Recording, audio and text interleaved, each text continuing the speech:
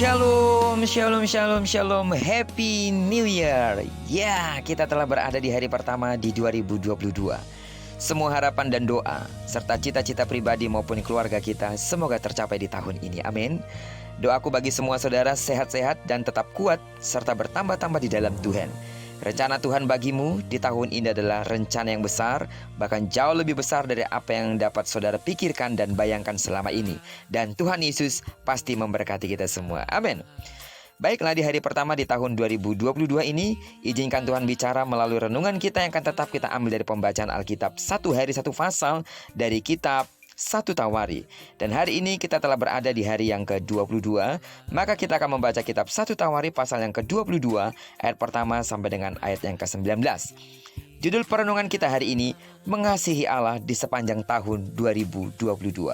Sebagai pengantar renungan ini, saya akan coba bacakan untuk kita ayatnya yang ke-19. Maka sekarang arahkanlah hati dan jiwamu untuk mencari Tuhan Allahmu. Mulailah mendirikan tempat kudus Tuhan Allah, supaya tabut perjanjian Tuhan dan perkakas kudus Allah dapat dibawa masuk ke dalam rumah yang didirikan bagi nama Tuhan. Salah satu bukti kasih Daud kepada Allah adalah hasratnya yang menggebu-gebu untuk membangun bait Allah. Saat duduk di istananya yang megah, ia ingat bahwa tabut Allah, lambang kehadiran Allah, masih ditempatkan di tenda-tenda, sehingga hatinya menjadi hancur. Oleh karena itu, ia berdoa memohon agar Allah mengizinkan dia membangun bait Allah. Akan tetapi Allah tidak mengizinkannya. Allah menginginkan agar anaknya lah, yaitu Salomo, yang membangun bait Allah tersebut. Sekalipun tidak diizinkan membangun bait Allah, Daud membuat berbagai persiapan untuk membantu Salomo membangun bait Allah. Sidang jemaat Tuhan yang saya kasih dalam nama Tuhan Yesus, dari perenungan hari ini kita bisa melihat bahwa Daud amat bersungguh-sungguh dalam mempersiapkan pembangunan bait Allah tersebut. Paling tidak ada 3 tindakan hal berikut ini sebagai cara bagaimana kita menunjukkan kasih kepada Allah dengan tulus di sepanjang tahun 2022 ini yang kita pelajari dari sikap-sikap Daud sendiri. Yang pertama, kita harus tetap mempercayai Allah. Dalam segala perkara, belajarlah dari Daud yang mempercayai Tuhan ketika merasa takut, ketika dikepung musuh, maupun ketika bersuka cita. Dalam keadaan apapun kita harus mempercayai Allah sebagai bukti bahwa kita mengasihi Dia. Yang kedua, kita harus melayani Tuhan. Pelayanan Daud dalam mempersiapkan pembangunan bait Allah dilakukan dengan tidak tanggung-tanggung. Karena itu layanilah Tuhan Allah selagi kita memiliki waktu dan kesempatan dengan tidak tanggung-tanggung. Buktikanlah bahwa kita mengasihi Dia. Amin. Dan yang ketiga, kita harus menaati perintah Allah.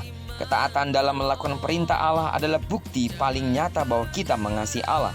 Walaupun sulit, kita harus tetap berusaha. Ketika melakukan dosa, Daud mendapat teguran. Ia bertobat dan menyesal, serta berusaha melakukan perintah Allah kembali.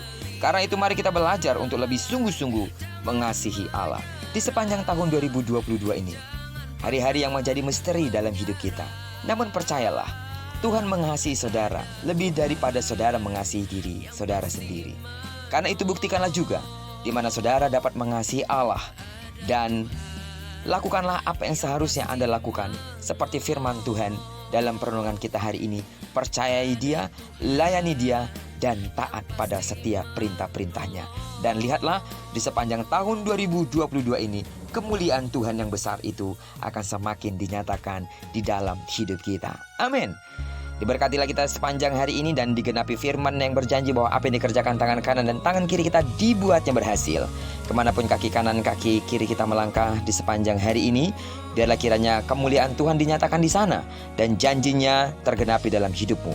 Diberkatilah kita bersama dengan orang-orang yang kita kasihi serta bersama dengan orang-orang yang kita cintai dimanapun mereka berada. Terpujilah nama Tuhan. Selamat tahun baru. Shalom.